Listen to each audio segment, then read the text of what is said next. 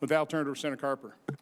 Thanks, Mr. Chairman. And again, our thanks to our witnesses. You've been patient, been here for a long time. Those of you that are here personally and those that are connected from afar. I mentioned earlier I'd gone to Ohio State. Fortunately, nobody in my family ever graduated from college. I won this Navy ROTC scholarship. I got to go to college, and first in my family, I think, to graduate from college. And when I got to Ohio State, I found out there's a little town just north of Columbus called Delaware. And so my 4 years at Ohio State, I'm thinking of Delaware. I'm thinking, you know, it's a little town just north of Columbus. And then I found out later on it's a state.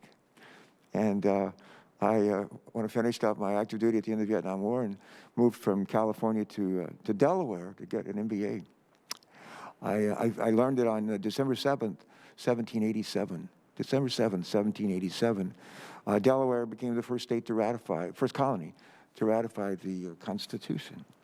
And then 12 others followed suit, and we ended up with a country that prevails to this day.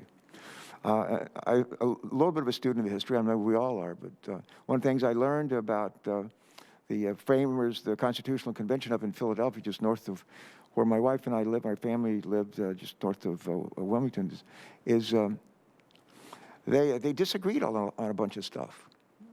They disagreed on about probably the hardest thing for them to agree on, as it turns out, was should there be a judiciary? Article 2, I think it is, but should there be a judiciary?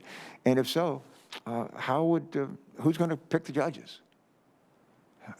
And they argued and argued for days, weeks, trying to figure it out. And somebody came up with the idea and finally said, it shouldn't just be the Senate, it shouldn't just be the House. It ought to be the president to appoint with the advice and consent of the Senate. And so they voted on it, and they voted it down. And they, whenever they'd run into an impasse up in Philadelphia, they would bring in faith leaders to come in and pray for wisdom for our framers. And they did that again. And they debated some more for days, and finally somebody said, why don't we just go back to that earlier idea and vote on it again? And they did, and they adopted the clause that says the president shall nominate with the advice and consent of the Senate those who will serve lifetime terms. Quite extraordinary. As our judges. Is it a perfect solution? No. We've been wrestling for, what, 200-some years, figuring out what is the advice and consent of the Senate. What's that really mean? And we just in recent months, we've been wrestling again with that. But it's an imperfect solution to a very real challenge.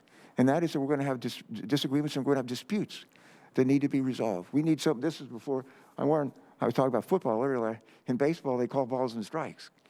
But the framers, they didn't have baseball to talk about, but they knew they needed somebody to call balls and strikes and to have a system that most people say, well, that's fair and reasonable. Well, we've needed folks judges, federal judges and others, to be able to call balls and strikes. In all these litigation, 61 instances around the country, 61. And they've done that. And some people like the results and other people don't. And I think what I want to, two points to make in closing is, before I have to go to another meeting, but one of those is at some point in time, we have to say enough's enough. It's time to turn the page and let's get about our nation's work. Here this week, and we were just voting on the floor, and people are talking to me about negotiations that are going on this COVID package, on digesting the climate change and ways that create jobs, all kind of stuff that's in play. Literally right now, it's an exciting time to be in the Senate, and I'm encouraged by that. The other thing I'd say, in the Navy, I was a naval flight officer, later a P-3 aircraft mission commander for a long time, active in reserve, but in naval aviation, especially in the P-3 community, you have a job in the airplane on the crew, you have a job on the ground. And for a while, my job was, I was a squadron's air intelligence officer when we were in Southeast Asia.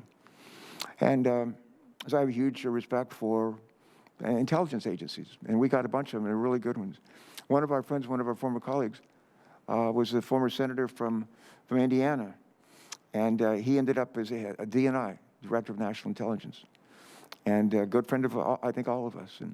And Dan, I talked to him when he stepped down as head of DNI, and I asked him, I said, just talk to me as a friend and off the record. And I guess I'm going on the record, but I said, are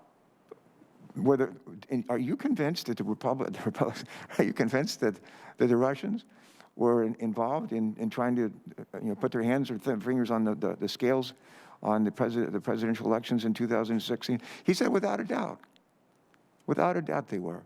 And I said, well, there's like 17 or so intelligence agents. They say, does some of them feel that way? And he said, no, all of us do. It's unanimous. Everybody feels that the Russians were interfering in our election in 2016, and they wanted to change the outcome.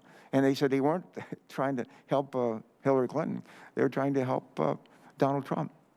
And I'm not asserting that they were doing that at his request, but in a way, maybe they were, come to think of it. But there's no question they were involved, and with the purpose was a single purpose: the Russians. And we caught them red-handed, and we've been dwelling on that for 4 years now. We need to get over it. We need to get over it. I respect enormously the work of our intelligence agencies. I think we all do, but we need to put that in the pandemic. We need to put that in our rearview mirror. And if we're ever going to put this pandemic in the rearview mirror, we got to figure out how to provide vaccinations timely, promptly, correctly to about 250 million Americans. If we don't vaccinate kids under the age of 7, there's 250 million Americans. We got to get vaccinated not once, but twice in the right sequence, good record keeping. Got to convince about 30% of people in this country that it's safe to do this. We have to set an example for that. We got a lot of work to do. If we do that, we'll be on our way coming out of this recession and on our way to better days ahead for our country and for the people who really are counting on us. So I'd ask us to keep our eye on the ball. Well, let me close with, Mr. Chairman, if I could. We only have 3 counties in Delaware. The southernmost county is called Sussex County. And there's a town in Sussex County called Seaford, which is famous for being the first nylon plant in the world. It was built in Seaford, Delaware. And they had like 4,000 people working there from World War II up until about 10 years ago. And there's a church close to the plant there. It's a Methodist church. And the minister used to be there as an old guy, Reverend Reynolds, whose son was a Republican state rep and a football coach and a great guy. And Reverend Reynolds, when I got elected governor, he said to me, he wanted to come and sit and talk to me and visit with me and share some thoughts. And I said, sure. And everybody's known in our lives, I'm sure a chairman or ranking member, people that we've known in our lives, they're just wise. They just have a lot of wisdom, and every now and then they share it with us. And he came to meet with me, and he said these words. We had a lovely conversation. I actually had lunch together. And he said to me, just remember this, Tom. He said, the main thing is to keep the main thing the main thing. That's what he said. The main thing is to keep the main thing the main thing. I sat there and I said, what in the world are you talking about? It took me a while to figure it out, but I finally did. And I would just say, the main thing here is to keep the main thing the main thing. And that is, we have this gift, the Constitution, that's not perfect, but it actually puts us on a course for a more perfect union, a more perfect union. Hopefully we're going to learn from these, what we did well in this election and what we didn't. And years from now, people look back and said, well, they kept their eye on the ball. They kept their eye on the main thing.